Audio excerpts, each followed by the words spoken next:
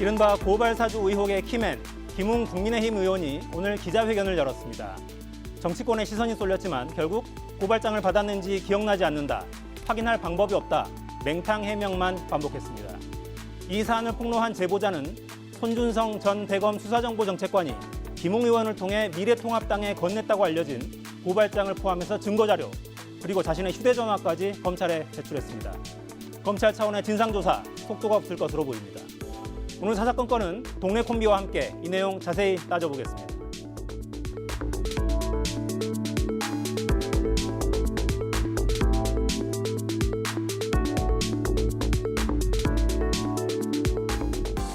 네, 여의도 사사건 건 더불어민주당 정청래 의원, 국민의힘 권성동 의원과 함께하겠습니다. 어서 오십시오. 예, 안녕하세요. 자, 오늘 속보가 막 여러 건 들어왔던데요. 먼저 이 내용부터 좀 간단하게 짚죠. 이낙연 후보 사퇴 소식이 갑자기 들어와가지고 네네. 깜짝 놀랐습니다. 저도 지금 막 속보를 보고 알았는데 모든 걸 걸겠다. 그러면서 이제 의원직까지 이제 던진 셈인데, 그래서 제 생각에는 꼭 그럴 필요까지 있었을까 이런 생각이 좀 들어요. 왜냐하면 의원직 사퇴를 던져서 예를 들면 지금의 대세를 반전시킨다거나 그래 보이지는 않거든요. 그래서 크게 큰 효과를 보지는 못할 것 같은데 어쨌든 본인은 결의와 각오를 이렇게 밝힌 거죠. 네. 네, 그러니까 다들 후보 사퇴인 줄 알고 깜짝 놀랐다가 의원직 사퇴라서 좀 가슴을 쓸어내린 윤석열 후보는 잠시 후 4시 반에 기자회견 한다고 하던데요. 캠프의 핵심으로서 어떤 내용으로 한다고 합니까? 이 소위 말하는 뉴스버스 그 고발 사주 의혹 보도와 관련해서 오늘 뭐 김웅 의원이 좀 제대로 실체를 밝힐 수 있는 그런 기자회견이 될 줄 알았는데 여전히 뭐 기억이 안 난다는 것으로 이제 일관하지 않았습니까? 그런데 그로 인한 여권의 그 정치 공세를 피하는 고스란히 이제 윤석열 후보가 보고 있는 거예요. 그래서 윤석열 후보 입장에서 이런 정치 공작의 폐해, 그동안 문재인 정부 들어서의 그런 정부 여당의 정치 공작의 실상, 폐해, 그리고 이를 극복하기 위한 본인의 각오를 아마 국민들에게 본인의 언어로 잘 전달하리라 이렇게 예상하고 있습니다. 네, 30분쯤 뒤면 아마 국회에서 회견을 한다고 하니까요. 내용이 들어오면 다시 좀 전해드리도록 하겠습니다. 준비한 소식 좀 보죠. 검찰의 고발 사주 의혹 사건 핵심 당사자죠. 국민의힘 김웅 의원. 오늘 오전에 기자회견을 했었는데요. 내용 듣고 시작하겠습니다. 모 매체를 통해 보도된 해당 고발장은 제가 작성한 것이 아님을 명백히 밝힙니다. 실제 보도된 본건 고발장은 저와 관련이 없습니다.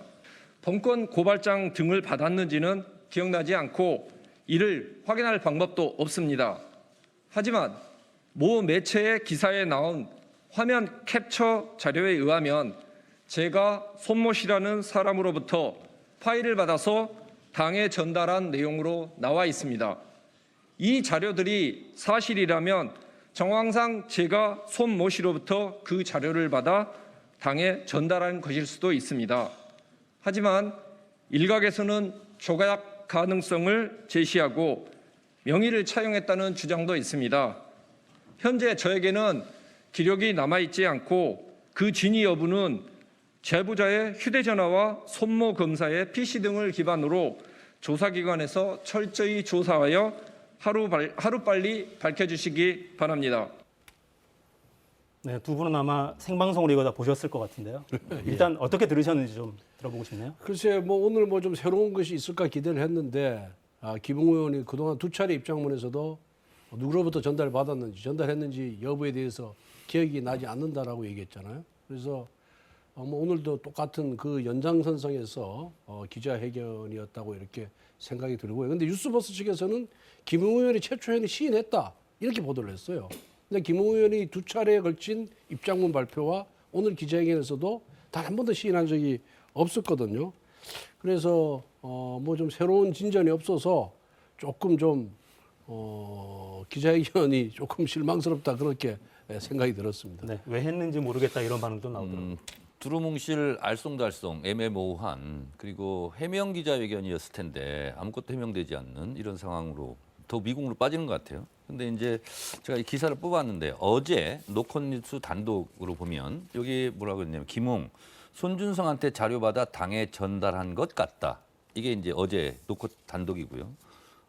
그리고 이제 오늘 더 팩트라는 데서 보면 김웅 고발장 작성 안에 손준성 자료 당에 전달했을 수도. 그러니까 자료를 받아서 당에 전달한 것 같지만 정확히 기억은 없고 증거도 없다. 그리고 방을 폭파했다. 이제 이런 거예요. 그리고 오늘 이제 분명히 아까도 화면에서 봤듯이 고발장은 내가 작성한 게 아니다. 그러면 본인이 작성 안 했으면 누군가는 작성이 됐으니까 8월 25일 날 최강욱 대표를 고발했겠죠. 근데 제가 이제 제 추론인데 4월 8일 날 전달 받았다는 이 자료, 고발장 자료와 8월 25일 날 실제로 고발한 고발장 내용이 판박이에요. KBS는 이제 보도를 했죠. 예를 들면 4월 당시 고발장에 최강욱 대표가 어느 유튜브에 나가서 허위 사실을 유포했다라고 하는 조회수가 57만이었대요. 4월 달에. 그리고 8월 25일 날 그 당시에는 90만이 넘었다는 거예요. 근데 똑같이 57만으로 기재가 돼 있다는 거예요. 8월에 제출한 거에도. 8월에 제출한 것도. 그리고 최강욱 대표의 주민등록번호가 4월 달 그 자리에도 틀렸는데 8월 달에도 그 똑같이 틀린 걸로 한 거예요. 그러니까 마치 오답을 그대로 베껴내서 한 것처럼 복사기로 붙여서 복사해서 붙인 것처럼 그렇게 됐다는 거예요. 중요한 것은 지금 누가 전달을 받았는지 뭐 기억이 없다고 그러고 누가 제보를 했는지 뭐 공익 제보자로 됐고 신분들은 이제 공개될 수가 없죠. 분명한 것은 고발이 됐다는 거예요. 그리고 그 4월 달 그 고발장 자료와 8월 25일 날 실제로 고발이 이루어진 고발장과 같다는 거죠. 그러니까 고발은 이루어졌어요. 그런데 실명 판결문은 판사, 검사, 수사 관계자만 실제로 받아볼 수 있는데 일반인은 다 익명 처리된 걸 보는 거거든요. 그러면 나온 자료가 실명으로 다 돼 있어요. 그렇다면 검찰에서 나온 자료는 아닌가라는 것은 하나 추정이 되는 거죠. 그러니까 노컷뉴스나 이게 제목은 가정하에 저렇게 얘기를 한 거예요. 전달된 것이 사실이라면은 그랬을 것이다라고 얘기했는데 마치 그것이 사실인 것처럼 저렇게 제목만 그렇게 뽑은 거기 때문에 그건 오해를 할 필요가 없고 그러니까 실질적으로 김웅 의원이 다 가정법으로 얘기하는 거예요. 이랬을 경우는 이랬을 것이다. 이랬을 경우는 이랬을 것이다. 그런데 마치 그것이 사실인 것처럼 제목을 뽑아서 이렇게 오해하게끔 만들었고요. 김웅 의원도 고발장을 받아서 당 관계자한테 전달했다는 거는 시인을 해요. 예. 그런데 그것이 100% 맞진 않고요. 조금 차이는 있습니다. 예. 조금 차이가 있다는 건 어떤 내용인가요? 그러니까 뭐 양식에 있어서 좀 차이가 있더라고요 보니까. 내용은 그 사안 자체는 단순한 사안이에요. 그러니까 그 최강욱 의원이 조국 장관의 아들을 그 인턴으로 채용해서 썼다는 거 아니에요. 근데 이미 검찰에서는 그건 거짓말이라고 기소가 된 거예요. 인턴 활동을 한 적이 없는데 허위 인턴 사실 증명서를 써준 것이다. 그런데 본인은 또 유튜브에 나와서 그렇게 했다 그러니까 그럼 이게 허위사실 공표가 아니냐. 선거법 위반 소지가 있다. 선거법 위반으로 고발을 했거든요. 그 사안은 단순하기 때문에 누가 고발장을 써도 별 차이가 없습니다. 예. 한 90% 비슷하더라고요. 한 80%. 근데 4월 고발장 자료와 8월 25일 날 실제로 이루어진 고발장이 실제로 KBS 보도에서 나왔잖아요. 거의 똑같아요. 판박이고. 그러면 그렇다고 하더라도 네. 그 자료가 애초 손준성 검사로부터 왔는지 이런 부분은 소위 말해서 핸드폰이라든가 컴퓨터라든가 이런 압수수색을 통해서 확인이 돼야 될 문제죠. 그러니까 전달돼서 고발된 거하고 그것이 대검 수사정보정책관이 보냈다는 거는 별개의 문제다 이런 말씀입니다. 자, 그러니까 분명한 것은 김웅 의원이 이제 명백하게는 얘기 안 해요. 근데 어쨌든 본인은 손준성 검사로부터 자료를 당에 전달했을 수도 있다. 이렇게 좀 애매모호하게 얘기했는데 뒤에 서술형 종결엄이 했을 수도 있다. 뭐를 가능성이 있다 보다는 앞에 있는 문장이 실제로 국민들은 받아들일 수 있는 거죠. 그래서 이 부분은 이렇게 나오는 것은 제 감으로는 제 예상으로는 혹시 모를 수사에 대비하고 있는 거 아니냐 그런 생각이 들어요. 오늘 기자회견 내내보면 좀 답답할 정도로 이렇게 분명하게 얘기하는 게 별로 없어요. 기억이 안 나니까.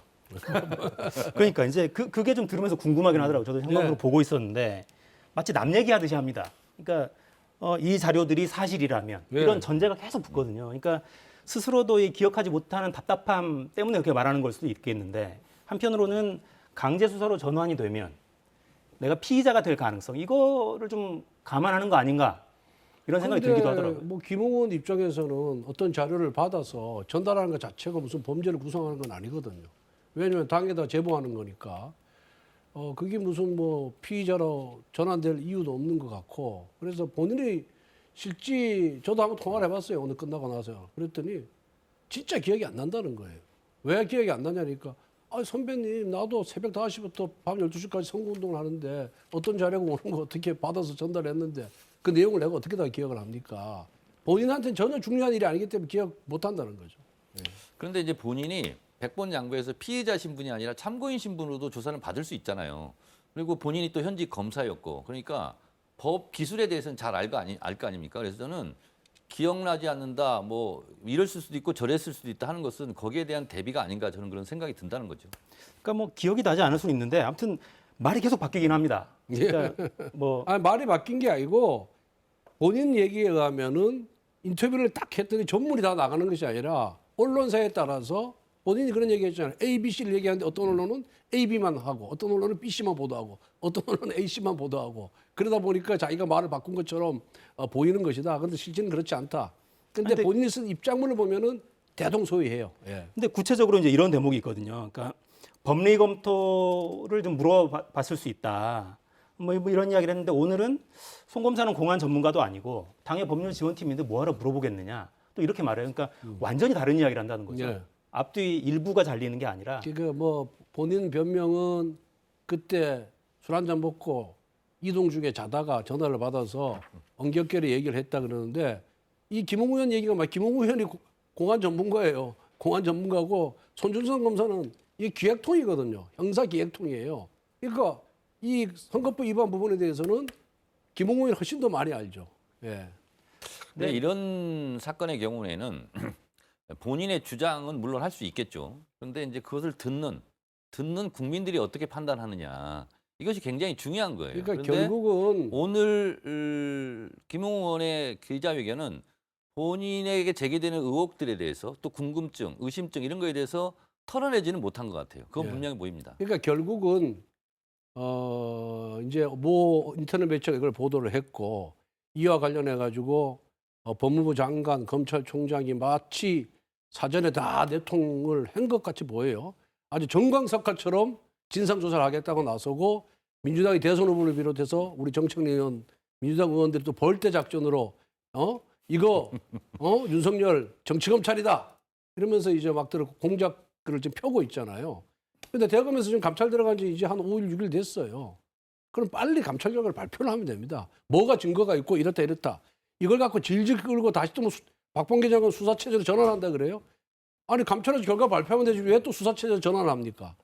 감찰 결과 지금 뭐가 드러난 것도 확인도 안 된 상태에서 근데 법사위에 와가지고 수사체제로 전환할 수 있다 이렇게 얘기를 해요. 그 결국은 뭐냐? 이거 갖고 재미 보겠다는 겁니다. 정치공작 펴서 정치공세에서 윤석열 지지율을 떨어뜨리겠다는 여권의 야권 유력 후보에 대한 여권의 의도가 거기서 읽혀지는 거예요. 안 그러면은 그냥 당 대변인 이름으로 뭐 당 대표가 점잖게 한마디 야 그 진상조사 빨리 해봐라 하면 되는데 온 민주당의 모든 인사가 나타나고 그다음에 장관 총장까지 검찰총장까지 동원돼가지고 이렇게 벌떼 작전으로 공세를 펴는 거는 그 결국 뭐겠습니까?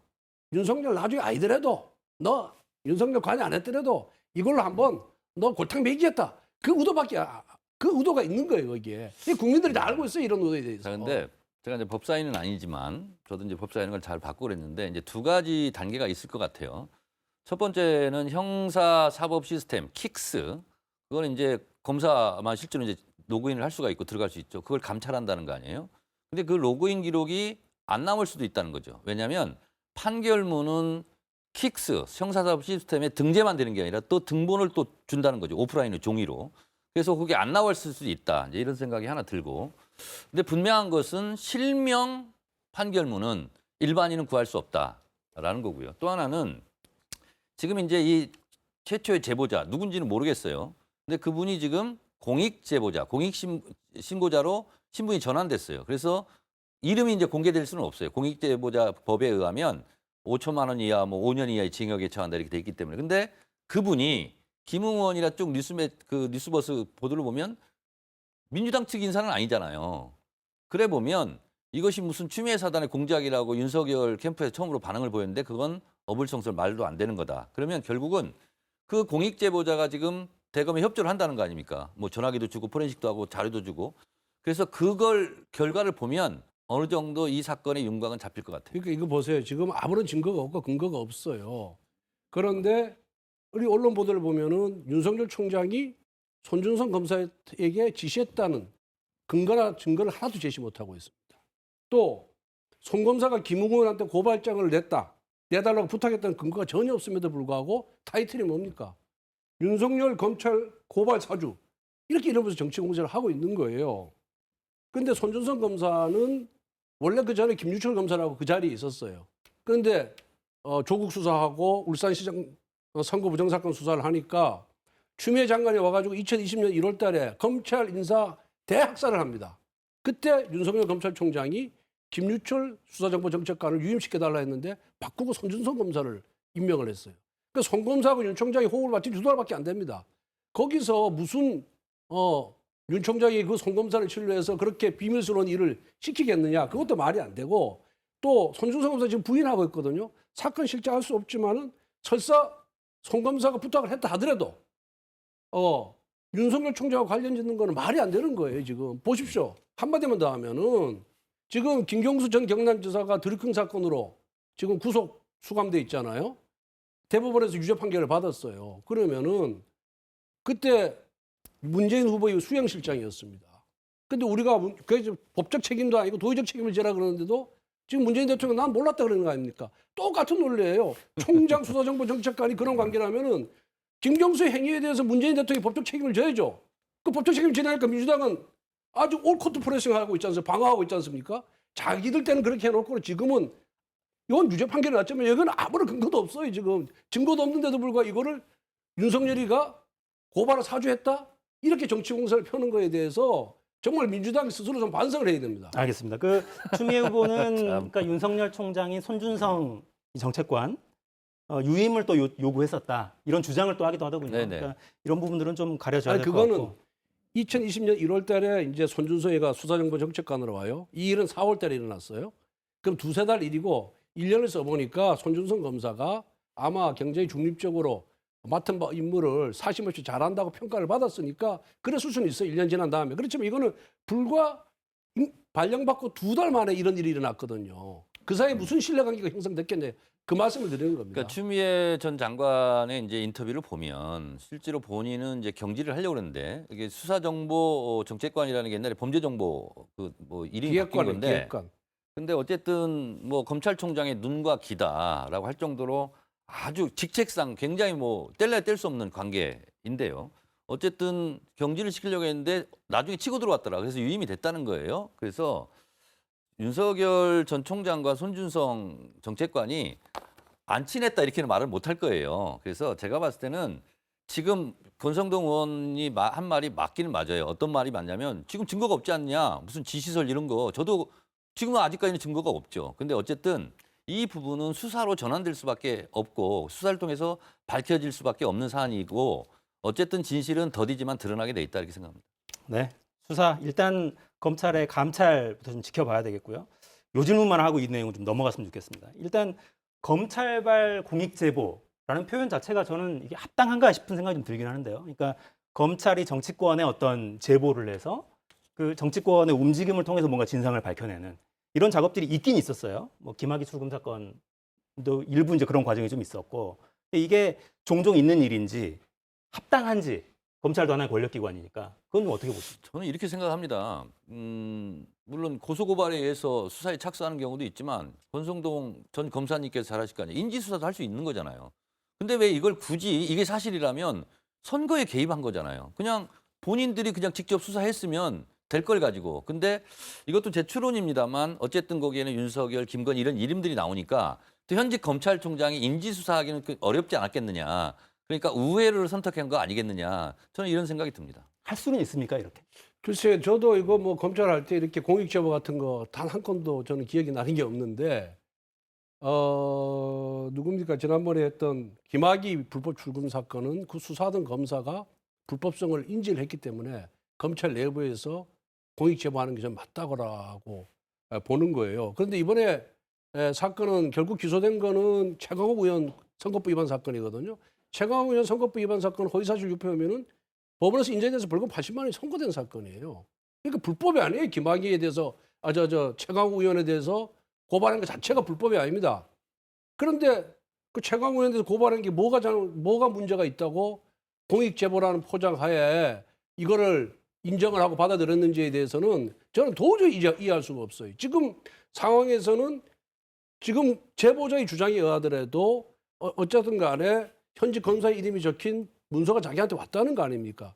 그중에서 일부가 기소가 된 거예요. 고발해가지고. 그 고발은 기소돼서 유죄가 인정이 된 겁니다. 그러면 여기에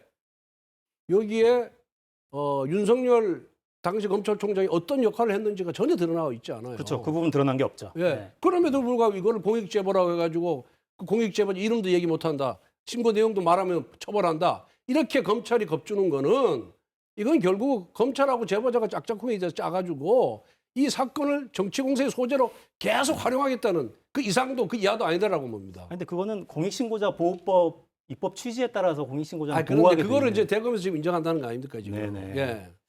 알겠습니다. 일단 뭐 한 10분쯤 후에는 윤석열 후보도 직접 기자회견을 한다고 하니까 또 검찰의 감찰 결과 좀 지켜보기로 하고요. 좀 다음 주로 넘어가 보죠. 대선 이야기 좀 해볼까요 이제? 국민의힘은 15일에 1차 컷오프 하죠. 당내 경선 진행 중이고 어제 후보들의 정책 발표회가 있었습니다. 영상 준비했습니다. 보시겠습니다. 부를 제가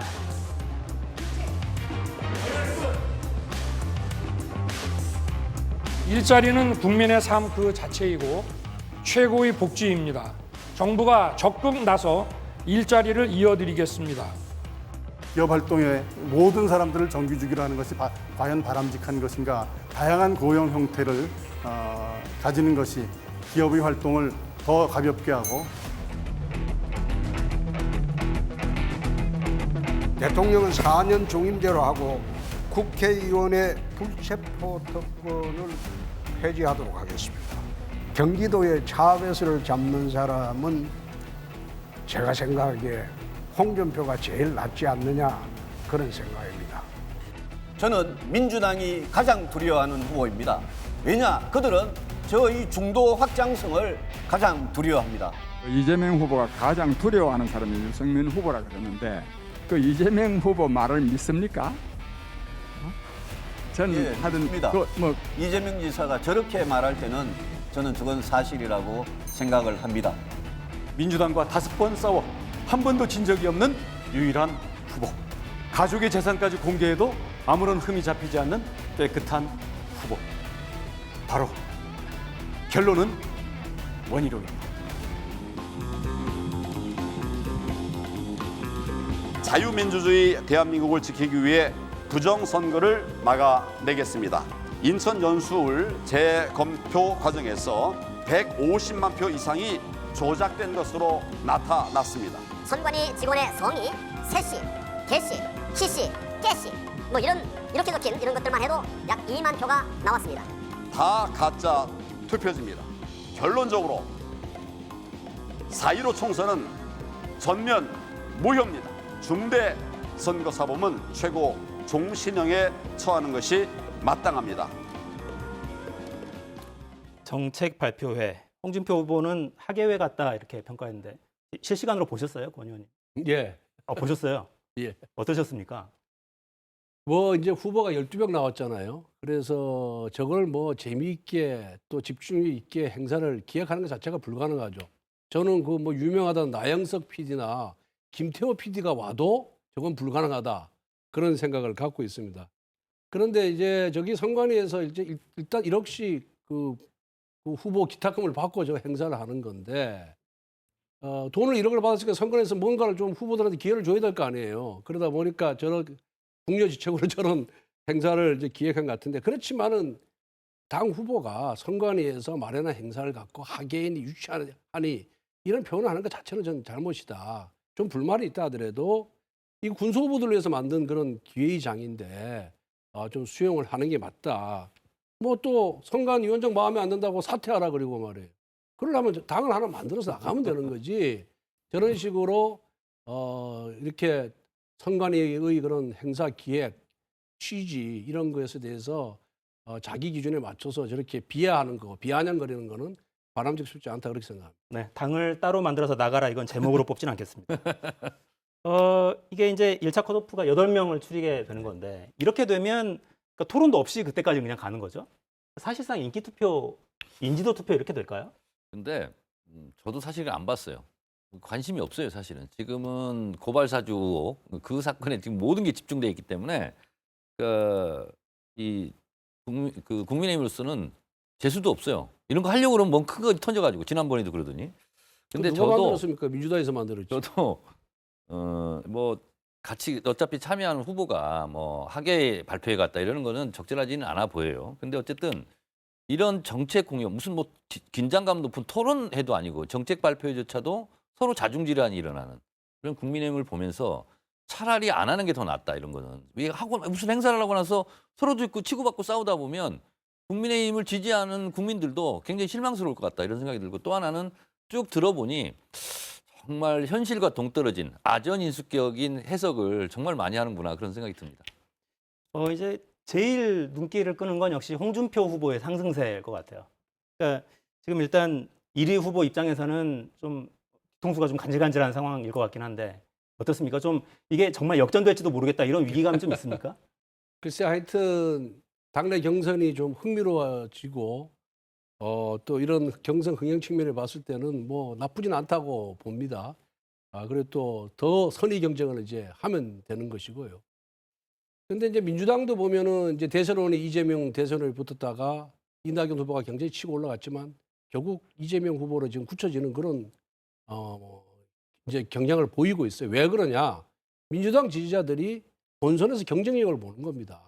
대세론을 보는 거예요. 누가 나갔을 때 더 우세하게 싸울 수 있느냐. 그게 이재명이라고 보는 것이고요.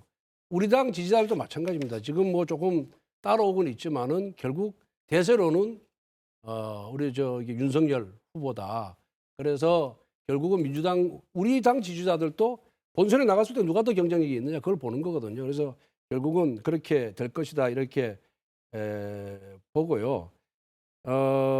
이게 이제 요새 보면은 일부 우리 당의 후보들이 이 민주당의 소위 고발 사주 의혹, 정치 공세에 가세하는 좀 측면이 있어요.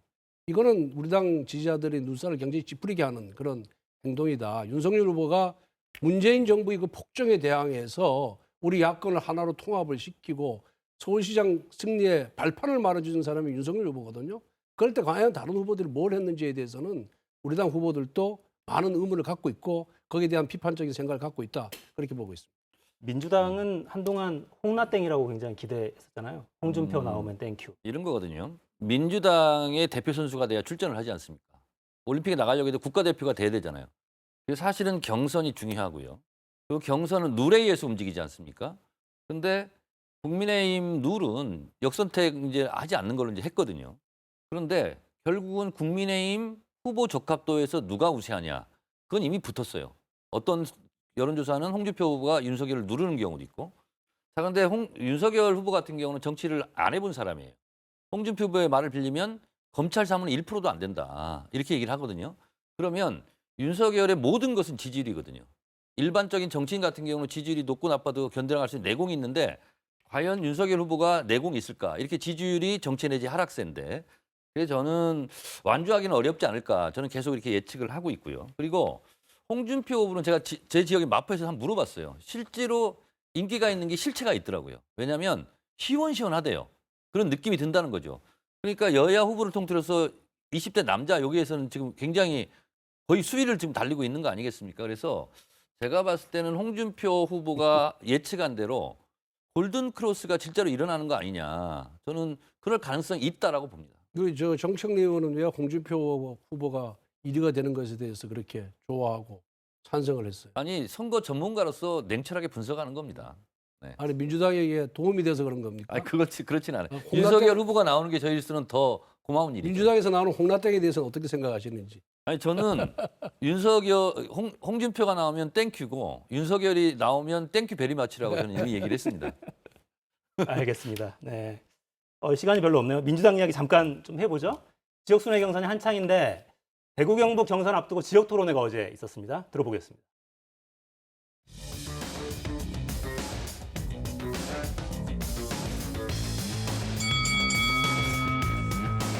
여러 차례 제가 이재명 후보님께 기본소득의 재원은 어떻게 됩니까? 물어봤는데 사실 우리 이재명 후보님 나는 할 수 있다, 나는 할 수 있다 이렇게 거울 보고 얘기하시는 것처럼 그 말씀 반복하시고 첫 해에 20조 원 정도, 19조 원 정도를 마련하겠다고 하는 것은 일반 회계 예산 630조 원의 3% 정도에 불과해서 이제 충분히 가능하다 이 말씀드리고요. 그 외에 이제 추가로 하는 거는 저희가 이제 탄소세라든지 이제 토지 보유세 이런 걸로 조달하고 또 감면도 일부 회복하고 할 거니까 너무 걱정 안 하셔도 됩니다. 역시 오늘도 동문서답을 하세요. 25조 그 조세 감면 하겠다고 하는 것이 그대로 유효한 거냐 아니면 그걸 철회하는 거냐 그걸 질문하는데 지금까지 다시 답해 드릴까요? 답변이 없어요. 그 답을 했는지 안 했는지 우리 국민들께서 아니 보고 25조 당시 당 대표셨던 후보께서는 왜 감사원의 정치적 감사와 또 윤석열의 정치적 수사에 단호하게 대처하지 않으셨는지. 제가 대표 시절에 했던 발언을 보면 검찰에 관한 것이 가장 많은 것으로 이미 빅데이터 조사에서도 나와 있었어요. 그건 분명히 수사권의 일탈이었고요. 그건 용납될 수 없는 일이었습니다. 호랑이 잡으라고 호랑이 굴에 혼자 밀어 넣어놓은 채로 다들 팔짱만 끼고 구경만 하고 있었던 꼴입니다. 네, 상호 토론할 때 보면 확실히 캐릭터가 좀 드러나긴 하는 것 같습니다. 충청 경선이 예상 외로 과반이다 이런 평가도 있고 그게 무슨 예상 외냐 당연한 거지 이런 평가도 있는 것 같아요. 예상하셨다면서요? 저는 예상을 했습니다. 그 전주 수요일 날 어느 유튜브에 나가서 저는 예측을 했는데 거의 정확하게 맞았고요. 예상외라고 평가하는 사람들은 선거 전문가가 아닌 거예요. 왜냐하면 룰을 또 보셔야 돼요. 민주당 경선 룰. 전당대회 당대표를 뽑는 룰은요. 국회의원이 실제로 입김이 가능한 영향력 있는 중앙대의원 45명 안팎. 이게 45%예요. 근데 지금은 한 명이에요. 그냥. 포션이 없어요. 그러니까 대의원도 한 표, 국회의원도 한 표, 권리당원도 한 표, 국민 선거인들도 한 표예요. 그러면 조직이 먹히지가 않아요. 국회의원 숫자가 중요하지 않아요. 왜냐하면 국회의원 말을 안 들어요. 강릉에서도 그런다면서요. 그러면 결국은 조직 선거가 아니라 바람 선거거든요. 그래서 조직은 바람을 이길 수 없다. 그래서 제가 이렇게 글도 쓰고 그랬는데 결국은 그리고 또 이번에 64만 명 하거든요. 이번 주말에. 이거는 뭐 초기에 들어온 열성도가 높은 자발적인 대중들이에요. 동원된 대중은 투표율이 낮습니다. 근데 자발적인 대중들은 투표율이 높아요. 어떻게 보면 30% 정도 투표를 한다는데 자발적인 온라인 권리당원 같은 경우는 90% 투표를 하거든요. 그래서 어쩌면 충청권보다 그 64만 명은 더 벌어질 수도 있겠다. 더 벌어질 수도 있다. 저는 그렇게 예측합니다. 판세는 어떻게 보고 계세요? 글쎄 이제 민주당 당원들이 본선 경쟁력을 보는 거예요. 본선에 누가 나갔을 때 국민의힘 후보와 경쟁이 되겠느냐. 그거는 결국 이재명인 거죠. 그렇기 때문에 이재명 후보가 충청에서 압승을 했고 그 여사를 계속 몰아가리라 이렇게 보고 있습니다. 그리고 다 그래야 될 만한 후보를 뽑아주는 거거든요. 그래서 이낙연 후보가 근접했다가 결국은 떨어지지 않았습니까? 이런 현상이 국민의힘 당원들도 똑같은 생각을 할 거다 그렇게 보고 있습니다. 네, 이제 시간이 다 돼서 바로 뒤에 김두관 후보 기다리고 계십니다. 아, 그렇습니까? 김두관 후보는 어떠실 것 같아요? 선전하시겠죠. 알겠습니다. 영혼이 없네요. 네, 여기다 여기까지 하죠. 권성동 정청래 의원과 함께했습니다. 감사합니다.